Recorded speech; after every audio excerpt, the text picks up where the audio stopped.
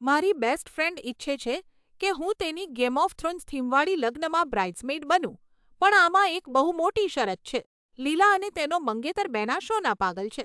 મતલબ કે જીવનભરનું ઘેલું અને કન્વેન્શનમાં ડ્રેસ પહેરવાની ઘેલછાવાળા.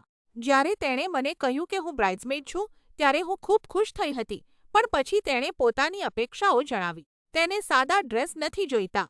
તેને આખી બ્રાઇડલ પાર્ટી માટે કસ્ટમ મેડ કોસ્ચ્યુમ્સ અને મોંઘી લેસ ફ્રન્ટ વિગ્સ જોઈએ છે.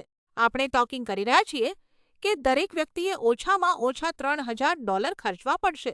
પણ જે વાતથી મને ખરેખર ચીડ ચડે છે તે આ છે, લીલાએ અમને કહ્યું કે લગ્ન પછી તે અમારા બધા કોસ્ચ્યુમ્સ પોતાની પાસે રાખશે, જેથી તે તેના ખાસ ગેમ ઓફ થ્રોન્સ રૂમમાં મેનેકિન્સ પર પ્રદર્શિત કરી શકે.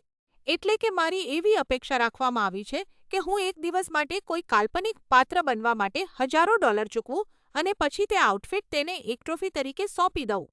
મેં તેને સપોર્ટ કરવાનો પ્રયત્ન કર્યો, પણ કોઈ બીજાના શોખમાં એક પ્રોપ બનવા માટે આટલી મોટી રકમ ચૂકવવી, ત્યાં હું મારી મર્યાદા નક્કી કરું છું.